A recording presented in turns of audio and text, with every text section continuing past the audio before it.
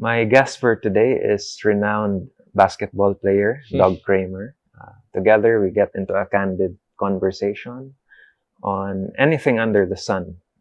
Doug, anything you'd like to say? Hi, I'm just a pleasure to be here in your podcast, Mike, and gonna be a nice conversation, getting to Yes. know each other. Yes. Yeah. Looking forward. And I hope you take something from this episode. Yeah. Take care.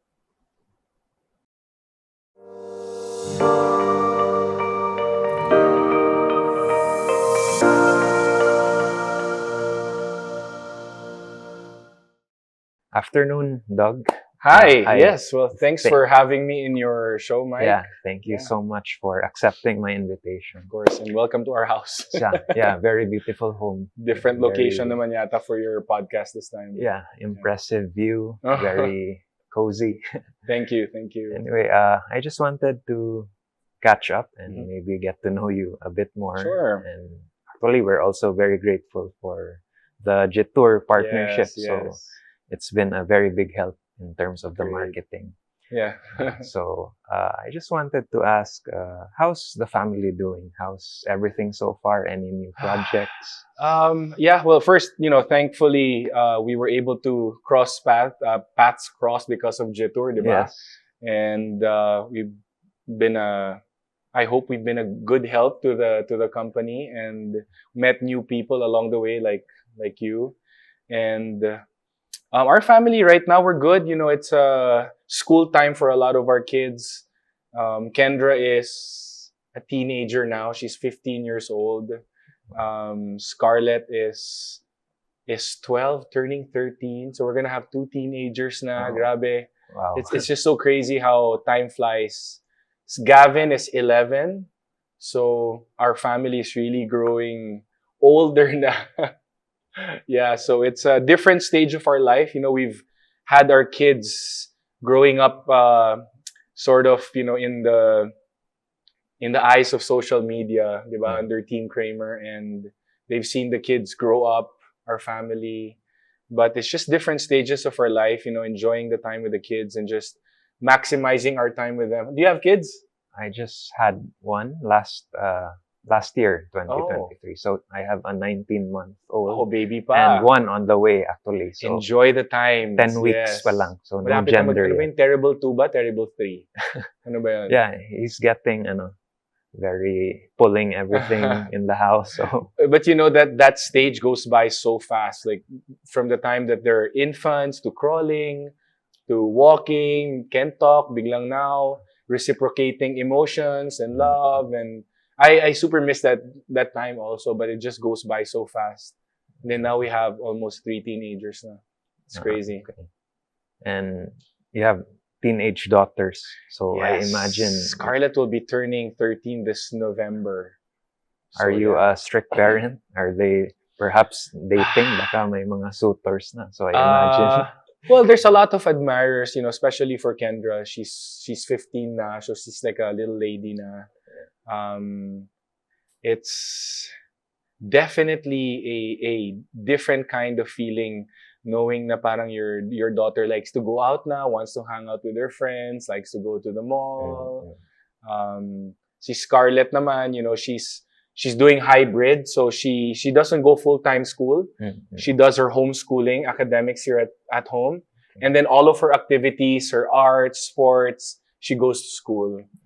So, more on si Kendra yung full-time school, and yun, it's just, she's going through a lot of emotions, dealing with friends and studies and sports, and how active she is outside of her school. Yeah, so it's pretty cool. What's your approach to parenting? Well, am I strict? I'd say yes and no. I think I find balance in between. There's no good cop, bad cop sa amin ni Cheska. It's but the kids know that they have responsibilities, and those responsibilities come first. And the good thing that we were able to do with our kids, kasi they were all homeschooled, sabay-sabay. And what it really taught the kids is discipline and responsibility and character building at home. So when Kendra, for example, transitioned to regular school, all of the good habits that she formed, self-learning, self-motivation, responsibilities, pagdating sa regular school niya, we don't even have to prompt her to do her homework, to study for a test. So, She does it because she already practiced it at home. And us naman, when it comes to her academics, we're not really that strict. In fact, I'd even tell Kendra Scarlett, me, I was very sporty. Like, I like to play basketball and go biking. And I always tried to find balance. Like, I didn't want to overdo my academics just because they're sports. But for her, kasi, she gets so challenged with her friends who are all A students. So parang now pressure. parang there's a bit of pressure, yeah. But for us as parents, parang we never like, oh, you have to get an A, you have to get a B. Wala, we just give your best, give your all, and whatever happens, then you just work on whatever needs to be done. If A good balance. yeah, there's always a good balance. Kasi we in our family are especially me, because I came from the professional ranks in basketball. I have a certain approach to sports, and that's what I'm trying to instill with the kids. So strict when it comes to sports, yes. But academics, I try to find balance as long as you're giving your best in all that you do. I find that that's okay. Kasi the kids always Kendra does swimming, and then she does her modeling on the side, and then she has her school, and then Scarlett does tennis, volleyball, and then academics. Gavin does basketball. They train 1 to 2 times a day, sports, and then they have their academics. And for me, that just, it instills a lot of discipline for them. I'll jump into being a social media personality. Kasi our family, there's, for any celebrity, there's sort of like a preferential treatment, diba? And they'll always like give you, they'll always give way for you, right? But actually in sports, walang ganon. In fact, I would always tell Kendra, Ken, you may be Kendra Kramer to a lot of people, but pagdating mo sa sports, they will want to kick your ass. So, pantay-pantay kayo lahat. It comes down to how much you worked hard in your training, how much you prepared. And that's why I'm so big in sports, kasi there's no preferential treatment in sports. And that's where we all just put so much schedules for them. But I think sports is indeed a life teacher in a way. Yeah, super. Because you learn so much. Yeah, The that's competitive edge, the discipline. yeah, behind and you that. know what? Especially if, let's say, for example, for me growing up, yes, I was very short until 13 years old, and then I started growing up. My growth spurt was 13, and that's when I started devoting more time to basketball. But there were just so many people from high school to college to when I went to Ateneo. Guys were just more athletic than me, taller than me, better dribblers, better shooters. But yung naging signature ko as a professional athlete was my hard work. And that's what I really want the kids to understand is you might not be the most athletic. You might not be the most gifted jumper or whatever it is you have in your sports. But one thing is for sure, the effort that you put into your sport, the hard work, you should never dial it down. You should always give your best. When was the time you realized that basketball was really your path? Okay, I think for me, I did a lot of mountain biking. So I grew up in Baguio City. So that was my hometown. And all we did growing up till I was about 13, 14 years old was mountain biking. So we would literally bike around Baguio City. We'd bike to La Union. We'd bike to Sagada. And I was short, like I said. I was like 5'3", 13. A lot of girls were actually taller than me. And basketball was just not there. But when I transferred to my school, they had a tryout for basketball. And they cut me. Because I didn't know how to play basketball. I was 13. And FYI, I'm like 13 years old nowadays. If you start basketball at 13, you're too late now. It's too late. Because kids nowadays, they start training at 7, 8 years old. So you were a late bloomer. Yeah. And you were cut. Yes. Similar kay I was Michael Jordan. Diba? nakat ako for, I think, 2 straight years before I got into the lineup of our school. But parang it lit a fire in me, and just wanted to just play and play and play. And I became so passionate about it. I sold my bike, and I just wanted to be in the court every day. Yeah. Throughout your career, what do you think was the best time and the worst time throughout your time in the PBA? Best time and worst time. My best time, I would say, was entering the PBA 2007. When I started out 2002 in Ateneo, I came from Baguio being the tallest guy in Baguio. Like they awarded me league top scorer in Baguio. I was probably, parang, I was the best big man in Baguio. But when I went to Ateneo 2002, I was with Enrico Villanueva, Rich Alvarez, Paulo Bugia, all of those guys. And suddenly I was not the best big man. So I had to prove myself. And then it took me about 3 or 4 years to be able to get my game going in the UAAP. And 2006, I ended my basketball career in Ateneo and transitioned to the PBL. So I'm just giving you a little context background na before entering the PBA 2007, I joined the PBL and they awarded me as the mythical power forward.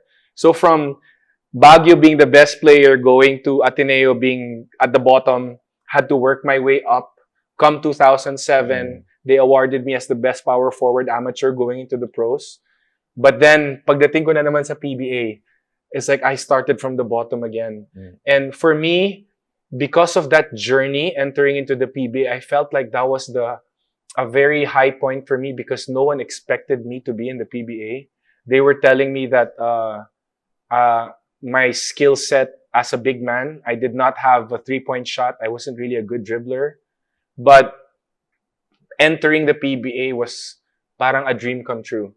And realizing my professional dream, my dream of being a professional basketball player, that was definitely parang, wow, I really made it.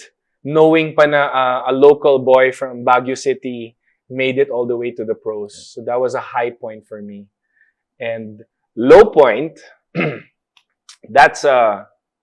wow, that was a different story. So like I said, there's the roller coaster of my career. So coming from the PBL of being one of the best power forwards in the country to suddenly starting at the bottom again in the PBA. During that time also, immediately after that high of getting drafted in the PBA, I was traded to Ginebra 2008. So just on my first or second year in the PBA, no matter what I did in practice, I was put in the reserve list.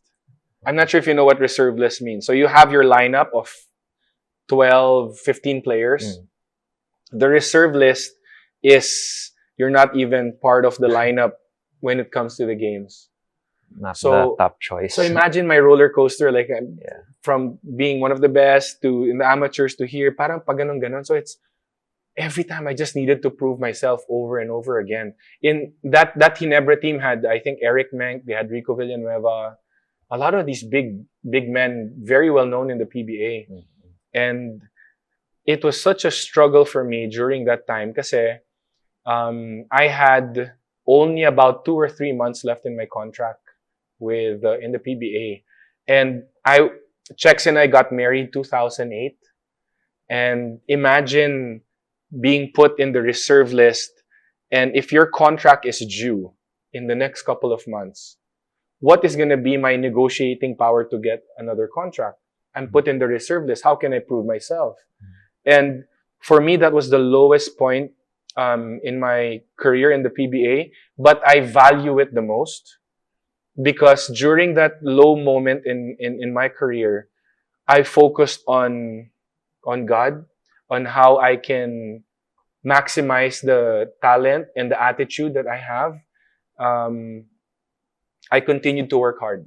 A lot of players, when they're put in the reserve list or when they're not being used, they sulk, they complain, they stop working hard. Me, it was Discouraged, quite, no? they get discouraged, which is very normal. Of course, I felt discouraged. But for me, like, control what, control what I can control. I can't control if the coach wants to put me in the lineup or if he likes me. But what I can control is my attitude towards working hard no matter what. I represent my family. I represent audience of one. I represent God. And I just wanted to make sure that I do what I can. I do what I can under my power. So I kept going. First guy in the gym, last guy out.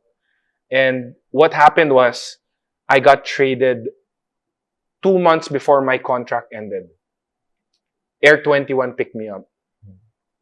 And I felt like because I kept myself ready by working hard, by not sulking, by not getting discouraged, when they gave me an opportunity to play again, it was parang redemption. Like, this is my time. And I remember when I was with Air 21 and we played our first game against Ginebra, the team that put me in the reserve list.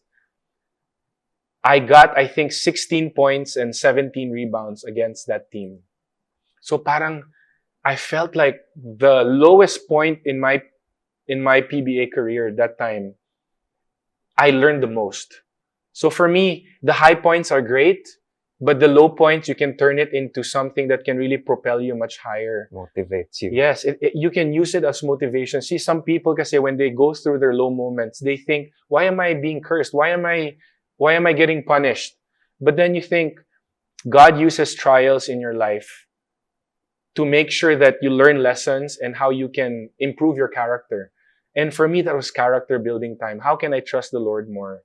What can you do in your own power to get you out of that also? So I felt like my attitude towards just working hard and making sure that I do what I can helped me to get out of that, diba? And all in God's perfect timing. Like, I didn't know if I would get traded, but then it all worked out for me in the end. Yeah. Okay. Did you have any role models that shaped your basketball style?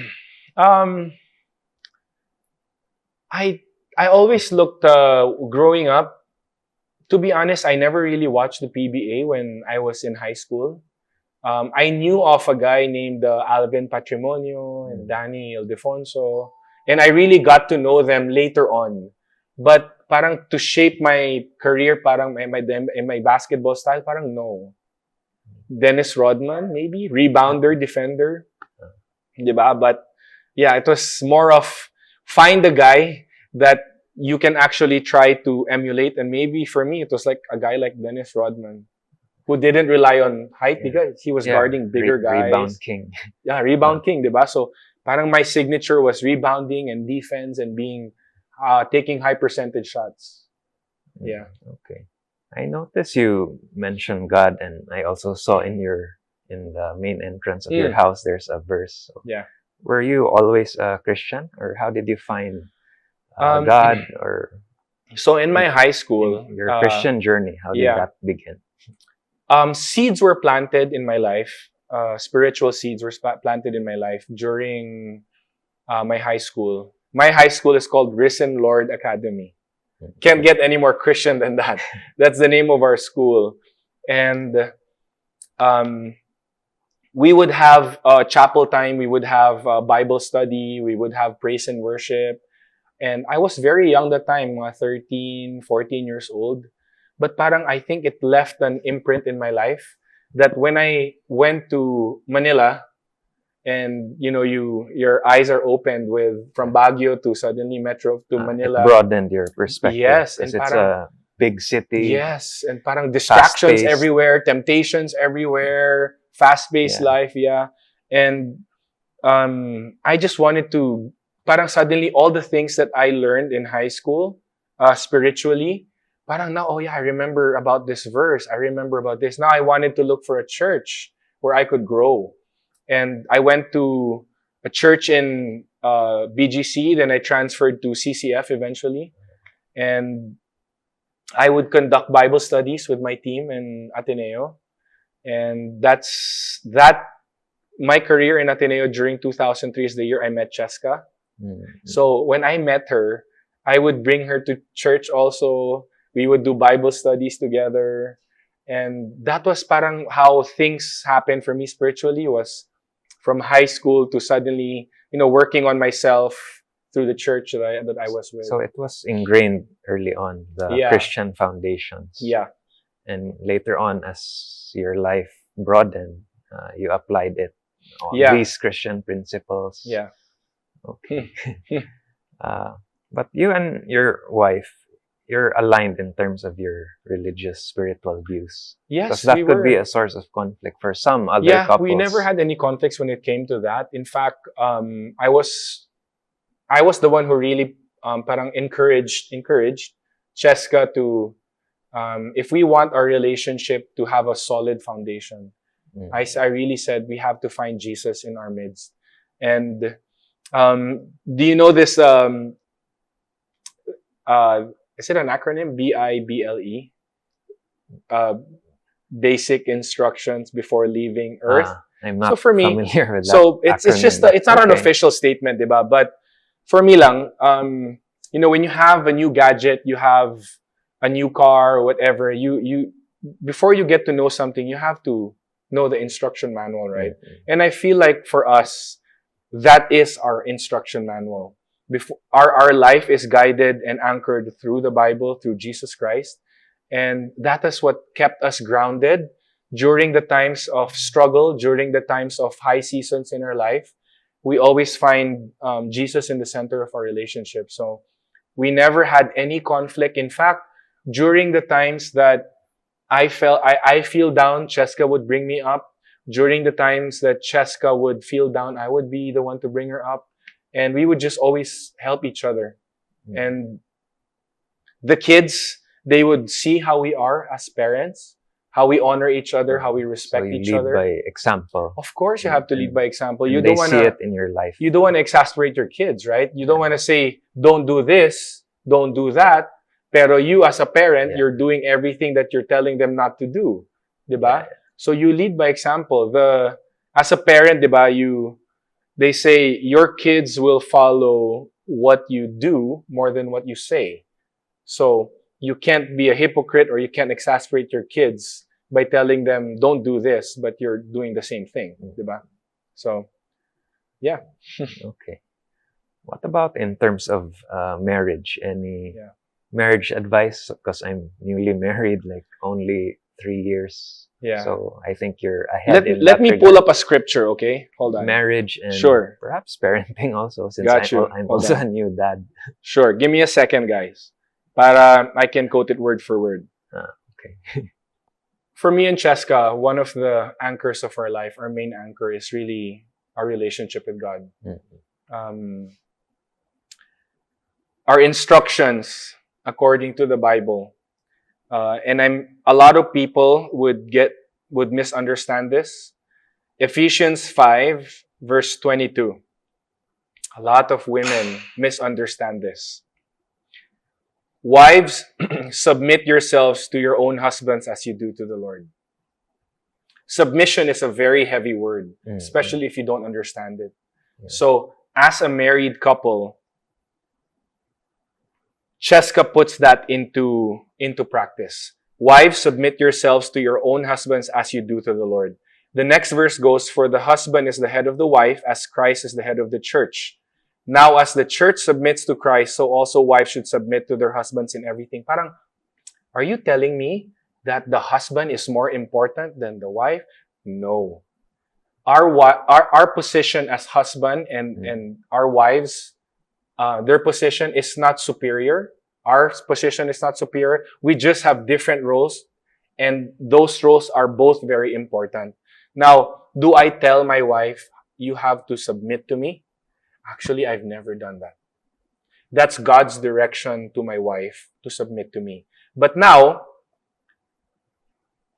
what is my job? What is our job as husbands? I focus on that. And that is, husbands, at verse 25, Ephesians 5:25, husbands, love your wife just as Christ loved the church. Now, what does that mean? Love your wives as Christ, love your wife as Christ loved the church. Christ died for you. He died on the cross for us. It's a sacrificial kind of love. Now, for me, that means I have to put my wife ahead of me. So as a leader of the family, I want to make sure that I love my wife just as Christ loved the church. Christ died for the church. That's us. Now, Cheska never tells me, you have to love me like Christ loved the church. That's my job to do that. So for us as husband and wife roles, I focus on this while Cheska focuses on what God wants her to focus on. And for me, it always comes down to that. Okay. That's Nice. husband and wife roles. Yeah. And parang whenever we would always compromise. Sometimes you don't get along, which is very normal for a lot of couples. Personality differences. Yes, of course. But at the end of the day, you have a choice. You have a choice to compromise. You have a choice to make things work. And for us, one of the things that has worked for us ever since boyfriend and girlfriend, 2003, so that's 21 years together now, we never let the sun go down on our anger. We have never let a fight go over one day. So literally, one resolve day. it before matulog. We have to. Kasi you don't want to plant those things in your heart. Grudges. Grudges, hatred, whatever.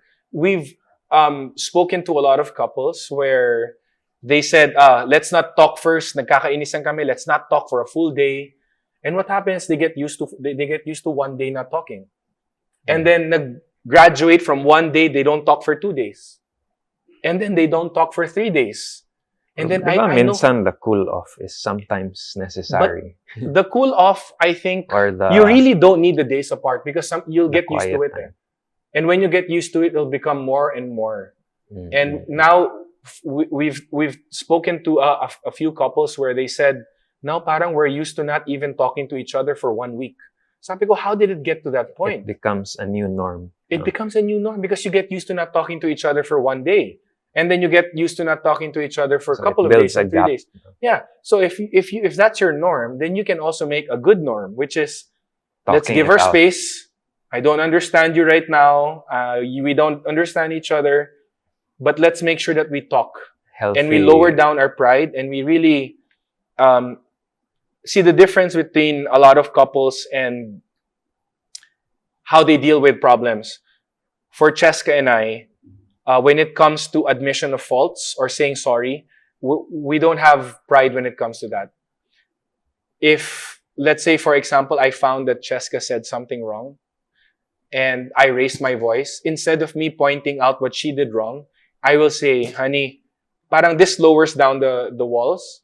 And I would say, honey, I'm sorry that I raised my voice. I did not understand you. And parang, when you say the first sorry, whoever it may be, it just parang lowers down the walls and suddenly, yeah, me too. I don't think I said it, the way I was supposed to. And for 21 years, we've been doing that. And that has worked for us. So compromise. No? Yeah, compromise. Key. Lower down your pride. Don't be prideful to say sorry. Because at times we can be really egotistical or prideful. Yeah, kasi mali niya eh. Diba? Parang, yeah. And I'll admit, there are some times where I find maybe my wife caused the first mistake, but then I just focus on myself. Instead of pointing fingers, you did that. Ikaw kasi ganito. Parang everything's just finger pointing. But for me and Cheska, we've always, what did I do wrong? So yun, it takes, alam mo yun, that's our new norm na. Like when we fight, we find space first. And then when we talk, I talk about what I did wrong first. Yeah. So communication. Okay. Sige. But how do you keep the faith strong? Because of course in life, it's so uncertain. We go through ups and downs. Sometimes we can be blinded by our ambitions, our ego. Yeah. So how do you ensure that God is constantly at the center? Because we can lose our path anytime. And I've had the same question asked to us many, many times. They always say, put God in the center of your relationship, to put Jesus in the center of your cliche, but relationship. the actual Yes, life, but iba. how can you apply it, diba? Can you tangibly do that? How can you quantify it in day-to-day life? So, there's several ways. So, when we got married, and you picture the a triangle, no? A triangle. You put the husband and the wife here, right? You put Christ on top. You take out Christ, and there's only 2 points at the bottom, right? And you're accountable to each other. And if you put God in the equation here, that means I'm accountable to God first before you. So when I make decisions, if I'm tempted to even entertain the thoughts of cheating or whatever it is that might compromise our marriage, I always look at God first. What does He have to say? God is watching always. God, I make sure that I am accountable to God first before my wife. And the same thing with checks. She's accountable to God first before me.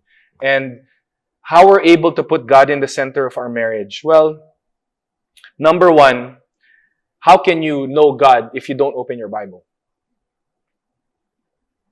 How can you love God, or how can you love Jesus if you don't know Him? So you have to open your Bible. And you have to apply. They say nga, the devil knows the Bible word for word. Yeah. So is it enough just to open the Bible and read? No. Yeah. Application. There you go. So application. So a lot of people know the Bible. Diba? Satan knows the Bible word for probably better than any of all of us. But there's no application in his life. Diba? And for us, when we read our Bible, we make sure that we apply it in our life. We make sure that every week, every Sundays, us with our kids, we do Bible studies. Every week you have Bible sessions. Yes. You go to church. So, cross. You have a family pastor or So or a mentor. right now, I think the best is you have your upline. So who are you being mentored? And you also have your downline. Who are you mentoring, right? Kami ni Cheska, we have our mentors, our spiritual mentors who we learn from. And then we also have our own Bible study group. And then we also have other branches where we can help others. So parang you're constantly getting fed by your mentor. This is CCF, right? Yeah. So parang there's a lot of ways how you can put God in the center of your life, in your marriages. You apply everything. Diba? You pray for each other. You pray with each other. And the kids always see that with us. But how do we ensure that the Bible is applied accurately, considering sometimes we have different ways of perceiving and applying, like what could mean something, what this verse could mean, could actually mean differently for someone, considering we're wired very differently. Because it could be there could be some misinterpretations. Well, I think the Bible should not be misunderstood in that way. Like, I know that there are parts in the Old Testament that is really dedicated for the Israelites in the old times, diba? But then there's also the New Covenant, also in the Bible, in the New Testament, where we focus on that. For me lang, I think if there's something that needs to be discussed between husband and wife, confusion about that, you can talk to each other. You can ask a spiritual mentor about it. Like, if you ask me about certain verses, I might not know exactly what it means. So I can't know everything, but I'll talk to somebody who might know the verse, right? And that's where you can actually grow, diba? You find curiosity in certain scriptures, find the context, diba? Because the Bible, personally for me, can be quite confusing at times. It can. There's a challenge in terms of the application. Yeah. So, yeah. But anyway, have you read the entire Bible? I have. What right now I'm doing is I'm trying to do it in a... there's a Bible... Here, I'll show you something. And any standout verses for you that had really helped you? In Sure. Okay, so this is a 52-week Bible reading plan. Oh, wow. So this is a more intentional way of reading your Bible. So you actually do a checklist from week 1, 1, 2, 3. So kami ni Checks, we've read the Bible parang patalon-talon, jumping from different scriptures and verses. But this one is a more intentional way. You know, you jump from Friday, Romans 1, 2, and then Genesis 1 to 3, and the next day, parang iba-iba. And I think it's important that in order to know God's plans for your life, you need to open the Bible and understand it. And how can I relate that to real life? So, you have a 2-year-old, diba? An almost 2-year-old. Almost 2. Okay. He? Okay. Yeah. You know, as he grows Boy. up, he's gonna love and trust you, right? Hopefully, Because you're the sana. dad. Because you're the dad, diba? Yeah, You're the dad. ideally. that You're should supposed happen. to be the example, diba? Yeah. And how is that relationship gonna be formed? Even if you're the dad, the father, on paper, what makes you a dad to him is the time you spend with him. The more time The that he relationship. spends with you, your son will trust you. But if you don't spend time with him, how will he get to know you? How will he trust you? Yeah. Now it's the same thing. How will I get to know and love Christ if I don't spend time with him? How will I know his plan for my life if I don't open the word? Okay. So it goes both ways, diba? It's parang you read your Bible, you apply it, and you become an example to others. Was there a time in your life when you really accepted Christ? Was there that moment? Or was it a continuous thing? Because diba, there's that evangelization where you Yeah. accept and it's a new creation, Yeah. a new life. Was there a moment in your life, or was it a gradual and continuous thing over time? I felt like officially I became a Christian in my high school. You know, you say the prayer of repentance, and then you say that Christ died. You accept that Christ died for you, but yes, it's parang during that time of my young life, parang there's been ups and downs, and then now that you've come into realization, you have a more consistent walk because you practice it more. Yeah. So it's a continuous thing. It has to be. So you continuously repent.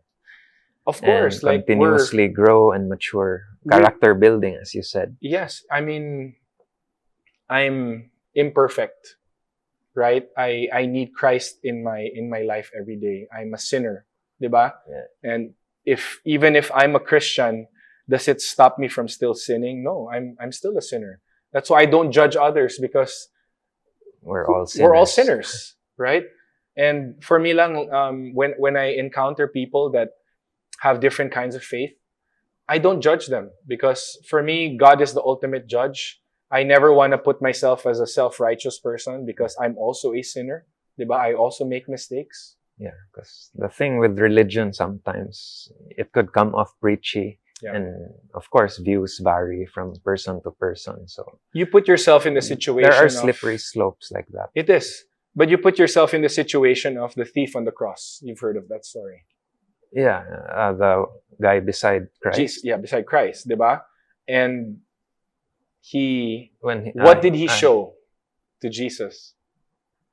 Repentance. He repentance, and he had faith. And Jesus had compassion and yes, told and him that he would be with him in paradise. Right? Exactly. Yeah.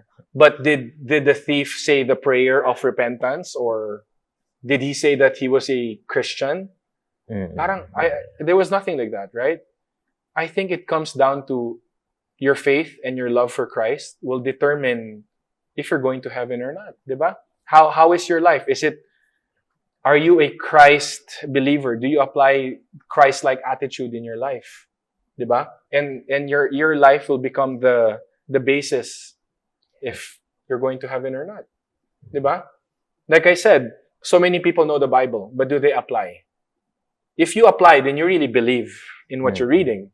But if you believe and you don't apply and you do other things, then I feel like you're contradicting yourself, diba? Yeah. I think it should show in the life because someone can project a certain image, someone can say really good words, but if in their lives it's different, so Yeah. it But at falls the end of the short. day, I will not judge anyone. I because that Yeah, ultimately God is the judge, diba? And He will determine if you really lived your life because and at times trusting I Him. think with religion we can get overly performative, like it's a performance. At Yeah. times that we're constantly trying to hit a certain standard. At but first, I was thinking good works will get you to heaven. yeah, that's Diba? a performative Yeah. approach, right? But it's not, right? Because you can say I've donated 50 million to a charity. Yeah, But then you're thinking, oh, because I helped so many people, I'm going to heaven. But the reality is we all fall short of the glory of God, diba? So I we think- need God's grace. and that's the cornerstone, I think, with Christianity. It Which is. is why it's appealing. It's that unconditional acceptance, unconditional love.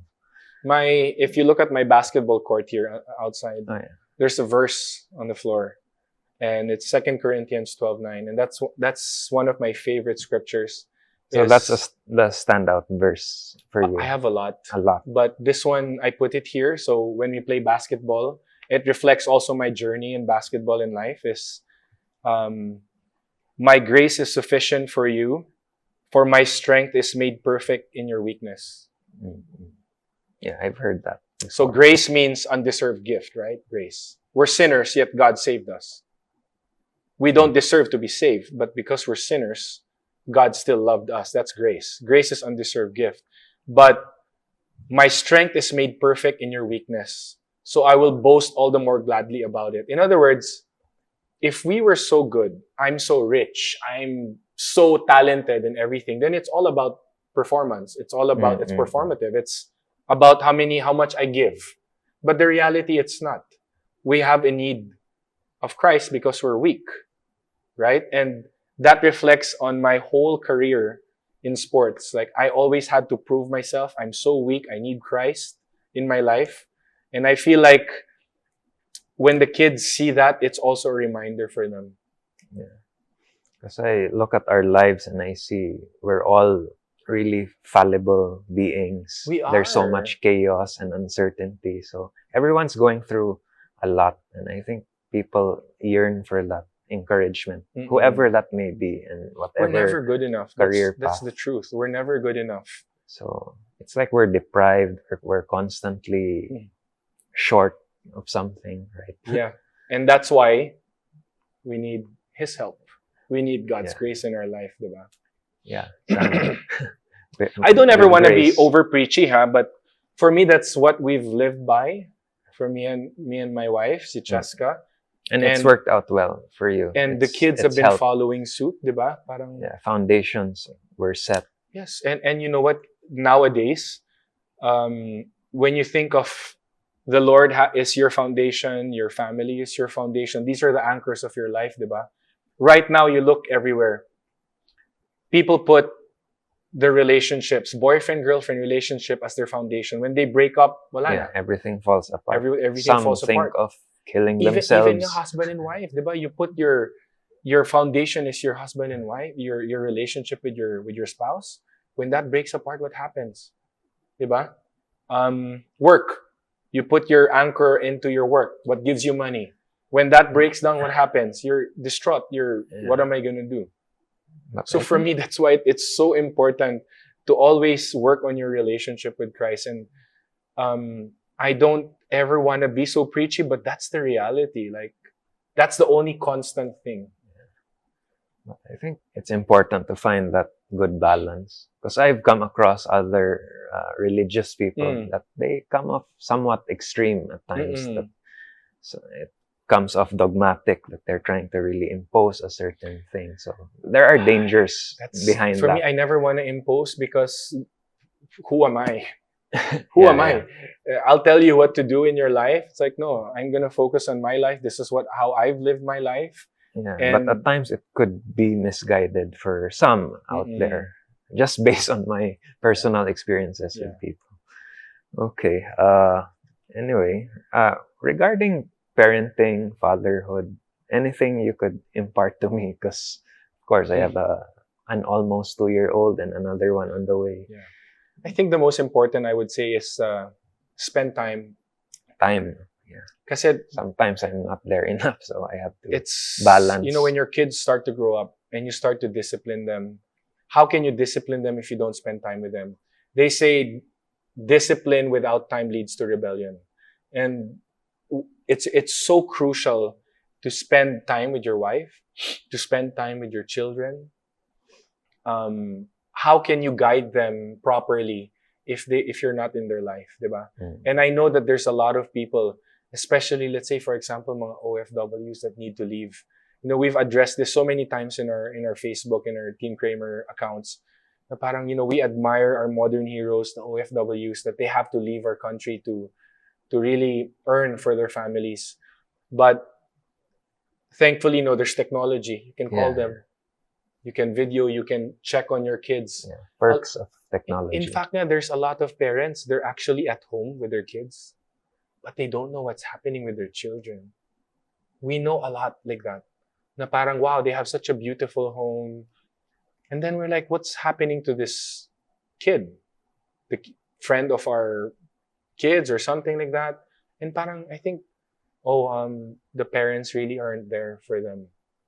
Parang they'll just share a meal. Ibang focus, no? So the priorities aren't set clearly. It's just all about time talaga. You have to be very intentional with the time. Si Cheska, to put into perspective, after Kendra and Scarlett arrive from school, it's either me or my wife. We go to their rooms, we really talk to them. And, you know, because it's been a practice daily, they open up to us. They open up to us and they share all what they feel, all the questions that they have. There's no apprehensions, there's no hesitations when it comes to any topic. Yeah. We'd rather not that they asked us, let's say, for example, about sexuality or anything about yourself. We would rather they hear it from us because we love them unconditionally, rather than a distorted perspective from kids who are young and immature. So parang we make sure you want to know about this, you want to talk about this. So parang we're always there for them. And they don't hesitate to ever talk to us because they know, oh, my dad and my mom, they have time for us. And especially this, hi dad, ma, and then you're just looking at your phone and then you're just engaged.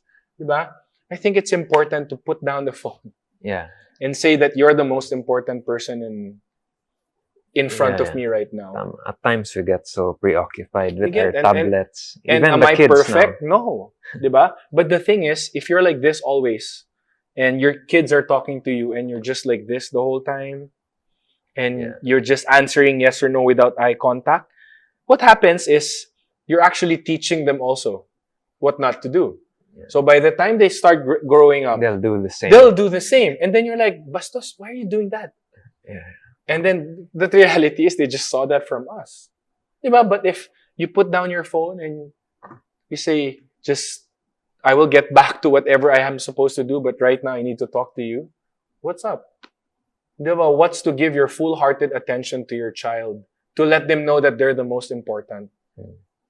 Yeah, I would agree with the kids being vulnerable to their parents, because at times I notice some other families, the kids tend to find that elsewhere. So it's like they hide things from their parents instead of having that open communication. Yeah. So there are also tricky areas there.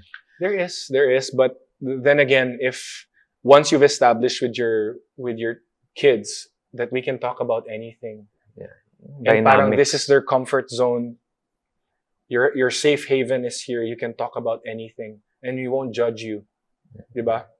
And it's better talaga, like, you know, that they hear it from you, because there are moments where kids, they're guided by social media in the wrong way, right? They watch TikToks, they watch reels and all of that, and suddenly they're applying what they're seeing. Now my question is, are they spending more time with their gadgets or their screen time more than your parents? That's what I notice. Most kids are constantly on their tablets. Yeah. So, but speaking of that, what can you say about the generational changes we have now? TikTok, Facebook. because it's very fast-paced. And Yeah. of course, there are downsides from technology. Syempre, lower attention spans. Some mas easily triggered.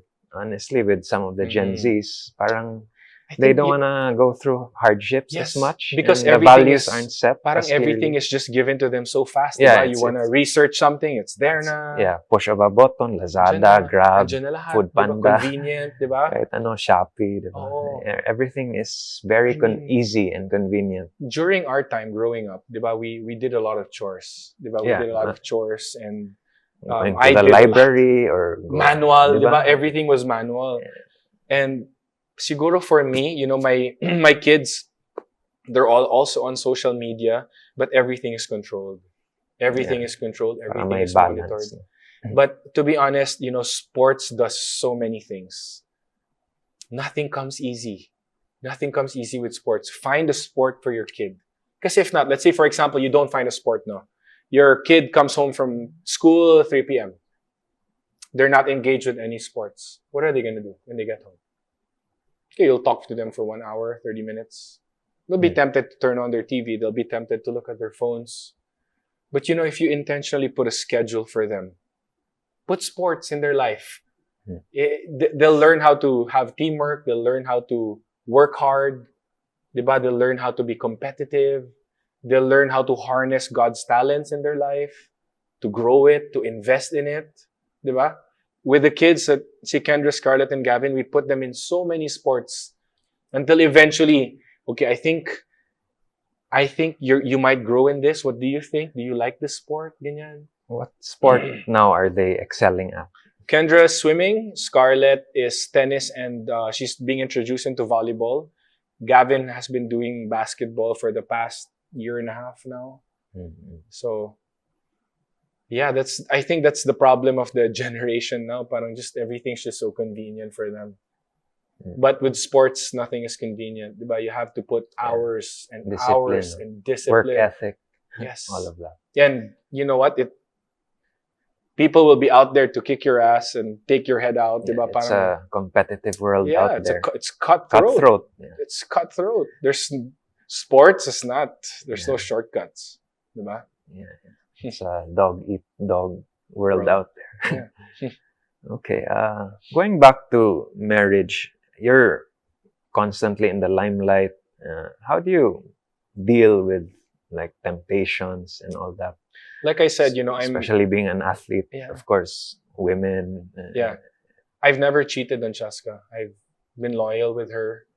And there's been, of course, temptations. Temptations is actually every day, diba? It's social media's there, Instagram models or are anywhere, there. like having a meeting or an event. Yeah. There are pretty girls like for everywhere. Me, it's not worth it. Like I prayed for my family. I prayed to God to have a family like this. I prayed to God for a wife like Cheska. So you wouldn't gamble for What's the point? short-term pleasure. But why? Like for me, I just can't relate. I can't relate to short-term pleasure for the compromise of just for my wife. Like really? Parang no. And you know what? I've had indecent proposals on my Instagram, and I'd show it to my wife. I'm like, look at this. Yeah. So you're transparent. Yeah. You won't hide it. I don't find it flattering. I find it because sometimes it's an ego booster also. I don't find it like that. I've never even, you know, in my time in the PBA, guys would ask me, parang, have you stayed loyal to your spouse? Yeah. Like without batting an eyelash, I would say yes. And they would like, are you really? Kasi parang may stereotype, basketball player is babaero, walang alam, may ganyan, di ba? But I just, again, it comes down to I'm grounded because of my faith.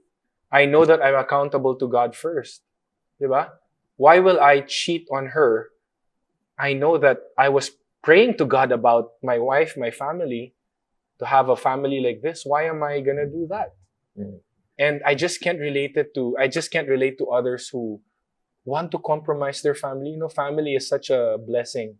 But our family is our first ministry. You be an example to your family. You're the leader. You're a servant leader for your family. And what kind of example are you going to show your kids if one day you'll be caught entertaining girls or something? Diba? Parang, is it really worth it? You want to ruin your child's life? Cheska comes from a broken family. And why would she said, you know, when I was young and I had a broken family, I said, I really prayed to God about having a complete family. And how can I... Pero what if, like, in an instance, like, libido is high, testosterone's kicking in, and what if you get into that really tricky situation? Why would you put yourself in a compromising situation in the first place? Like, I would never put myself in a room with opposite sex. I would never. Even though I know I'm strong enough to not be tempted, but why will I? Why will I play with fire? Diba? So you don't put yourself in a situation where you know you might fail. In your head, you're strong, but your body, it's like, oh, she's pretty, she's sexy. Yeah. But why? Or you feel like going out. Just go with your guy friends, diba? Yeah. But then what's the whole point? Are you going with guys who are looking for girls? Then don't go with them. But if you, like for me, ever since before, even when I was playing, I was the only one who'd bring my girlfriend, my wife. Ako lang. I'd be like, Han, baby, the girlfriend pa lang eh. Just come with us. Like, but I'm the only girl. It's fine. Parang, okay, if my other teammates wanna do whatever they wanna do, that's on them. Diba? So but just don't put yourself in the situation where you know you might be tempted, you might fail. Diba? Kasi we're lustful beings. Yeah, that's the reality. It's innate, I think, as human beings. The libido, we're sinful, the we're carnality. Lustful, yeah. Diba? But then again, why would you want to put yourself in a compromising situation? Diba? You put yourself out of it. And during the time that you might get tested, which a lot of guys might, diba? They might. I've had girls where they would really try and hint that they want to hook up with me. But then I'd really say no. So you have firm convictions in that regard. Yes.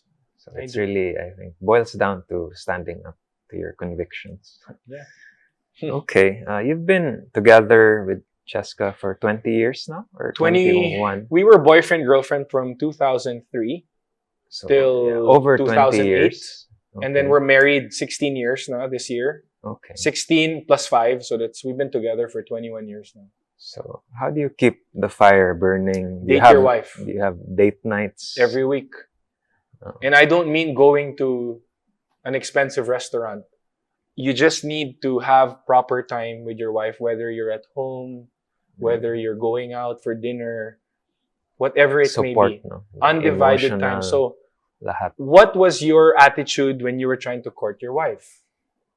Yeah, because I think best foot forward, diba? You're like, I want to get you. I think you're so pretty. I think I want to take care. Pero what happens when you have kids? Your kids suddenly... It becomes the preoccupation. Yes, you're preoccupied with them, diba? Yeah. But don't lose that. Don't stop complimenting your wife. Diba? These are the things that you constantly did. Constantly ligawan mo yung wife mo. Yeah. Diba? I think that's the common thing now, that guys tend to take their foot off the pedal once nakuha na, once married na. So mas laid back na. Wala but na you have effort. To be intentional. You know, for me, if I don't... Or mawala na yung spark. If I'm not intentional in dating my wife, knowing Cheska, parang okay lang sa kanya kahit once every 2 weeks, we'll go out. Pero me, I'm like, Han, let's have tayo lang. 1 to 2 times a week. Just talk. And you know, up to now, we stay up until 2 a.m., 1 a.m., just talking. Yeah, that's the best, I think. Because we've having done those intimate, vulnerable talks. We've done that every week for the past 21 years. Undivided time. Okay. There's no secret. Like, is it easy? Is it hard? I mean, you have to put a lot of hard work into that relationship, diba? And you have to prioritize her. Kasi what happens is we prioritize our work. We prioritize our children. Now we're also drained. No, if you put out your time and effort for your work, how important is your relationship with your wife? Okay. Even random giving her flowers, Mm. preparing food for her, service, words of affirmation. Find out what's the love language of your wife and try to fill that cup, so to speak. Yeah. But life is, di ba, ups and downs. Kasi sa start, di ba, kilig is Yeah. there, butterflies, all those. But as time goes on, Mhm. di ba, parang it dies down, it's more stagnant, Normal. di ba? It's Minsan normal. it's dry na. But the thing is, what is love for you? Love is kilig? Yeah, kilig would be more on yung emotional aspect na, Yeah, but di ba? then Shallow. again, you come to think of it, love is not an emotion, it's a choice that you have to make every day. Yung higher Do you form still of love choose- na You mas still, malalim. actually, that's the only meaning to it, diba? Love is unconditional. Yeah. Love is constant. Love is a choice. Yeah, hindi lang good time. No. Because if love was just emotion, I'll just love you during the times na kilig ako sa'yo. Diba? But that's not the truth. Diba? You have to be able to work on your relationship every day. Yeah. But certainly, warfare comes with it. Constantly may push and pull. Siguro yan. Yeah, I mean, Especially in the down conflicts will times. happen. That's normal. How do you deal with conflict? Diba? Yeah. Parang, do you want to dwell on it? Your voice, your anger. You guys are getting mad at each other, can't understand each other. Raising your voice is a choice. Fixing things with your spouse is a choice. So how Everything do is you a balance imposing your authority as the leader and also giving that unconditional love? So me as the leader of the Because family, at times you have to enforce certain things and you have to set things straight. I was never a commander like that. Where Like, you draw the line in a way to set things in order, so there's less chaos. Also, so I mean, as the leader, we're called to be leaders of our family, right? Men, right? We're supposed to be the head of the family. Yeah. Does that mean you disregard the opinion of your wife? No. Whatever, for Chex and I, whatever decisions we have to make for our family, I always consult with her. Never did I say, oh, no, this is my decision, you submit to me. I've never, ever said that. Never. I would always say, honey, this is the options, these are the choices, what do you think? And then we'll talk about it. And then I'd say, I think this is the best route to go. Then she'll say, I trust you, honey. Okay, moving forward, any favorite travel destinations Ooh. or places you want to visit, family vacations, or other hobbies that you do as a family together? You know, growing up, I never really traveled. I only traveled because of basketball, and it's been a very big blessing for us to be able to travel. And we've been able to bring our family to United States, to Europe. Europe was last year. We've been to the Maldives. Any favorites or yung stand out talaga You know na what? pinaka-memorable? I think the Maldives trip was very memorable. The travel was very hard.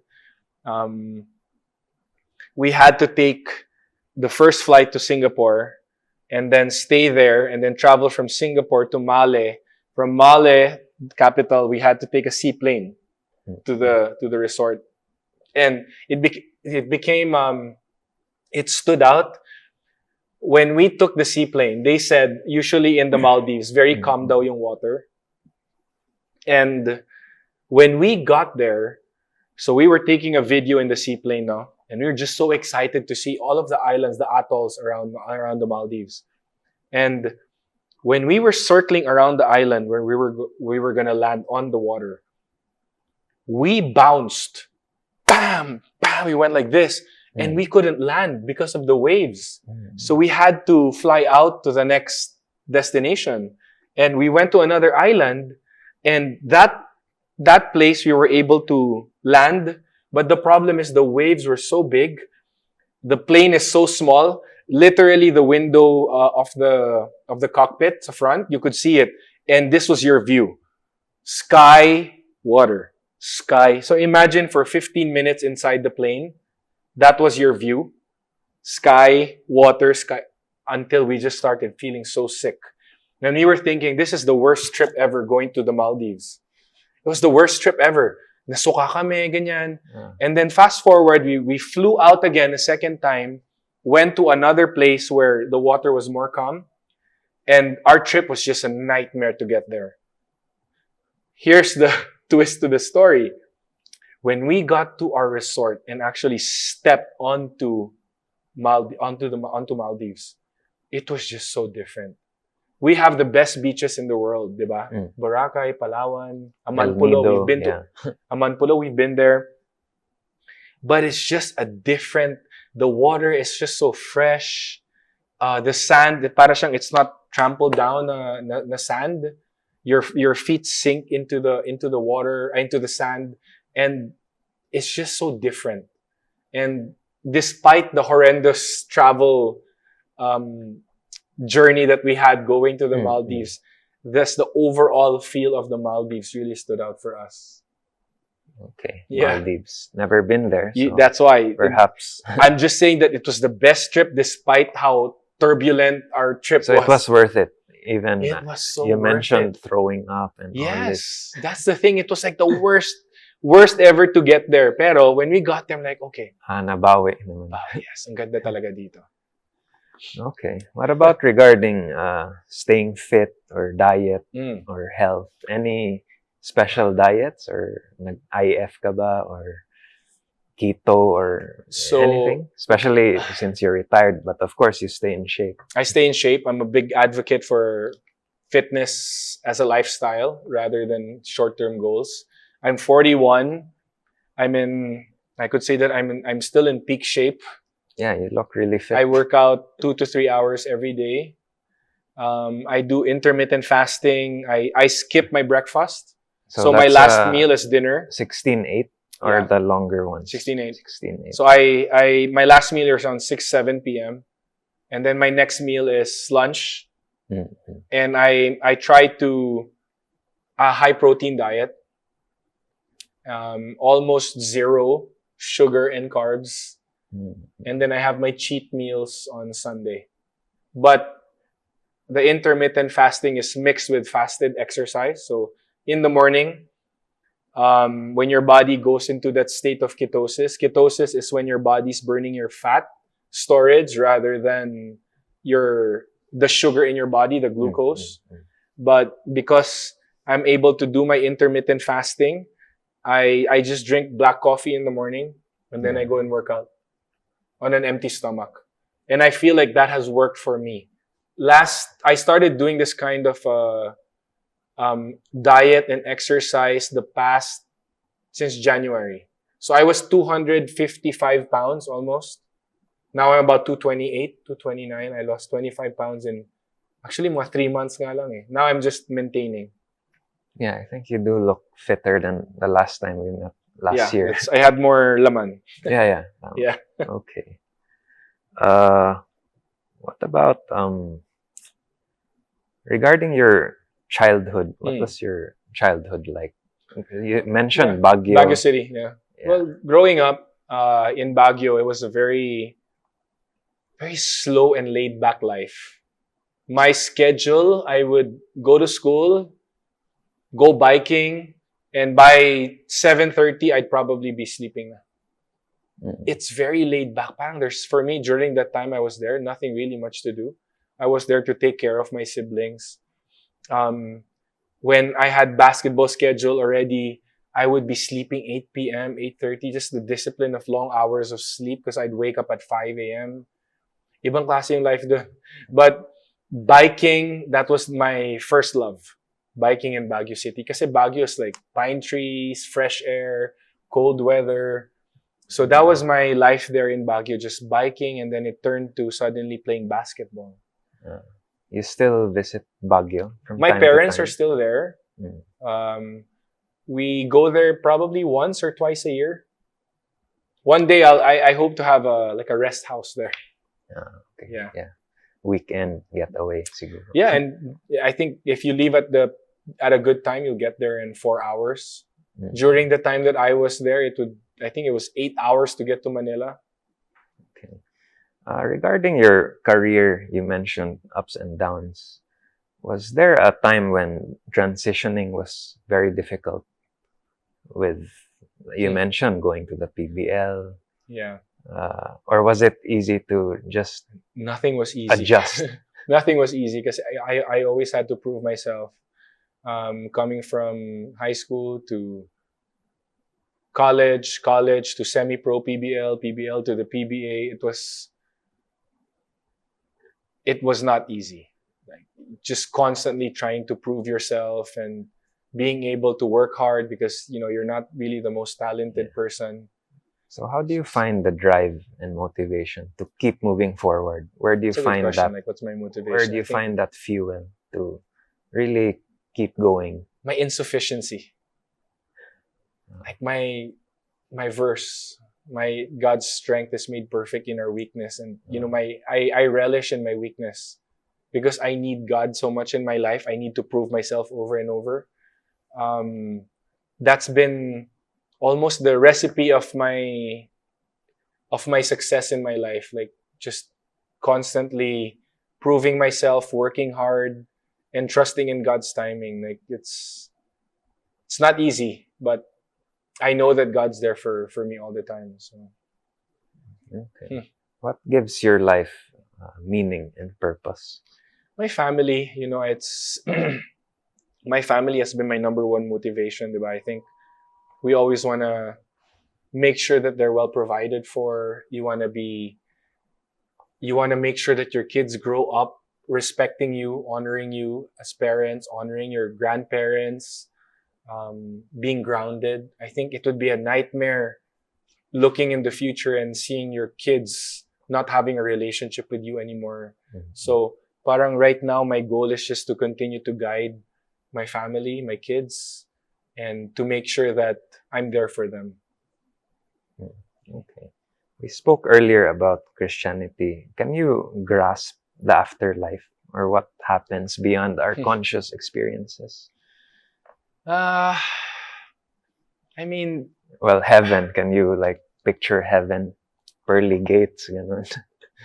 Or ultimate peace ba? I think more of that. I think it's more of the peace and no more suffering and crying. I'm not really focused on your golden house or the golden streets or the pearly gate. Diba? Parang, okay, that all looks so nice, diba? but our world is so broken. One day I'm just gonna look forward to just having peace and serenity and no more suffering. And I think that's what heaven is all about, diba? Just having peace, finding peace in the Lord. Okay. Do you believe in that? I'd like to believe, of course, there's ultimate peace, but I have no way of grasping what happens after. But I'd like to hope, of course, that there's something better beyond this journey. How can we find ultimate peace when we're living in a broken world? That's what we're looking forward to, diba? It's a very broken world. So much responsibilities to face. Yeah. So, okay. But what's your approach? Well, you mentioned being God-centric and, of course, the Bible, but in handling the various trials of life, because there's trials everywhere. Running a family, managing a family, businesses, projects, career. So everywhere there's really something we deal with or aim for. What advice would you impart other people out there struggling or finding meaning or in pain out there, people in pain? Trials and tribulations are always going to be part of our life. The way I look at it, I've always had a hopeful expectation, and I always look back at my life. All of the times that I experience low points, God has always propelled me higher. My attitude, and I would always say this, when I would pray, I would say, God, I'm so excited to see how you'll get me out of this one. I'm so excited to see how you'll get me out of this one. I'm not being negative.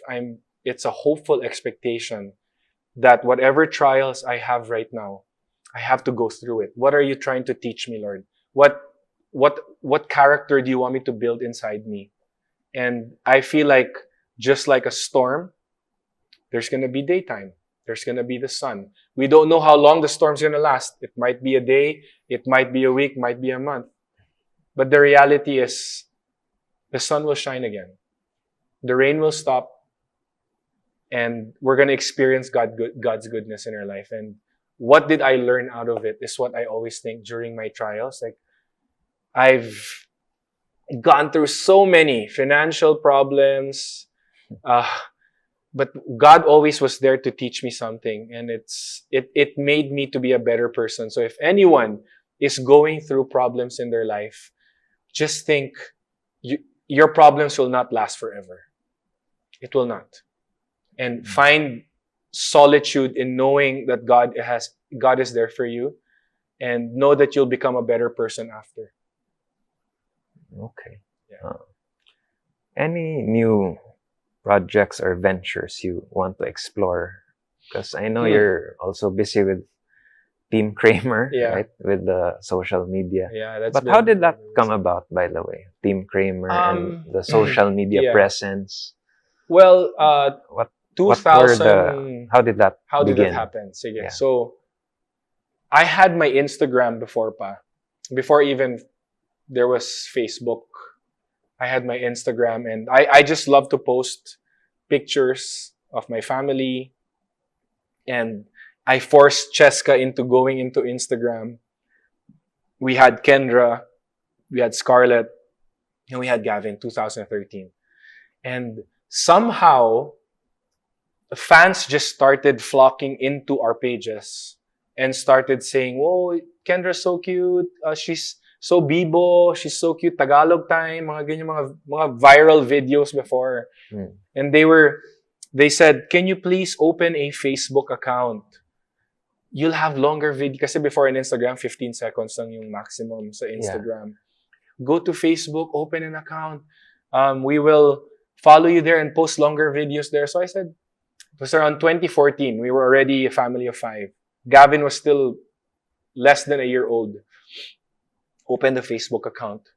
Opened it, named it Team Kramer. How did I get Team Kramer? During one of my posts on Instagram, there was a guy that commented. He said, "Doug, I've been a fan of you since your Ateneo days. And Cheska since her Ang TV days. Ang TV's child actress. And I'm a fan of your family. You guys are Team Kramer." And ever since, parang, wow, I messaged him. I don't even remember his name anymore. But I said, "Wow, that sounds very catchy." So I said, I'll use that for the Facebook page I'll be making. And I opened the account 2014 on Facebook. And so it's been 10 years. Yeah. Okay. We got 40,000 followers every day for I don't know how long it was. And that's just organic. Yeah. Everything was organic during that time because Facebook, their algorithm was very different. Yeah. If you had 100,000 followers, 90,000 will see it. Now, parang the algorithm of Instagram and Facebook is very different. I think only 0.03 will see your post %. It's crazy. But before, everything was just, by the time you post it, everyone sees it. And we went viral. We didn't even know what viral meant during that time. What got you viral? Was there a specific It was our event? Videos with our kids. Kendra's I'll Drink Wine video. You guys, I'm sure you guys know that. Drink wine with Papa. That's Kendra crying when she was like 2 years old, I think. That went viral. Her Tagalog time videos. Her encounters with her siblings. And it's so crazy how 10 years later, our fans since day one still support us. Since 2014. It's amazing, and we're just so thankful to all our fans and audience. So with Team Kramer, that's also a big chunk of your income now, and of course we have our digital work. Your day-to-day. We have our digital work, of course, and we also have our passions on the side. We don't really reveal 100% of our life on Facebook or YouTube. We do other things also. So when people think they know us so well, there's a lot of things happening behind the camera that you don't know. And when it comes to our income or whatever, we try to set up ourselves where we're not just over reliant on one. So yes, we have other ventures as well. Okay. Yeah. What's the vision for Team Kramer in the next maybe 5 years? Wow, I mean, 5 years, Kendra will be Any 20. new type of content or a different approach, perhaps? We're trying to constantly evolve our pages. We do a lot of travel vlogs now, experiences with different cities, countries. We just recently did our Siargao vlog, and then we will be releasing this Saturday our Bali vlog. We just went to Indonesia for the first time. We'll be doing something for Japan tourism in October as well. So parang there's that angle of, we call it Team Kramer trips. We have all our travel vlogs there. And just day-to-day vlogs. I mean, we know that our fan base, the audience that are watching us, they love the most organic videos. So we just, if it's not broken, why change it? Kind of thing. But at the same time, it would be nice to also evolve and add additional content, which we're open to. So, yeah. So now, where are you most present? Facebook, TikTok, We're really on IG? Facebook. So We're it's really on really Facebook. Facebook. So we have I think we have 11, our audience there is probably like 11 million followers or something. Kendra has her own big following on Instagram. The Gen Z, Yeah. she has her own thing going there. We have our YouTube. I think close to 1 million followers or subscribers on YouTube. We're really more active on Facebook since that has been parang where everyone always watches us. So you also have a team who manages and I do it. I have assistants, editors and of course. all Yeah. we do. Okay. All right. What can you impart to whoever might be watching this, to our fellow Filipinos, or maybe a parting message or anything you'd like to share to them, or who knows, someone who might be watching this in 5 years or 20 years down the line? Well, siguro for those who are looking to be content creators first, just keep posting. That's my encouragement. Like for us, nothing was planned for our family to be in social media. They dubbed us as social media's first family. But for us, it was just be organic, be natural, be yourself. Don't put on a mask. What you portray in social media should be how your life is. Don't deceive people. And if you want to be discovered in social media, do it for the right purpose, because God put you to have a big platform. So use it as a blessing for others. Okay. Thank you for your time today. I also gained a lot of insights from you. Thank So, you. Pleasure. Yes, thank you so much. And maybe we can do another episode soon again. Yeah, maybe a part 2, delving into a specific topic, perhaps. Who knows? Yes. Well, Thank you. Thank you so much. Thank you, and I look forward to you. seeing you more. Thank you, Mike. Thank you.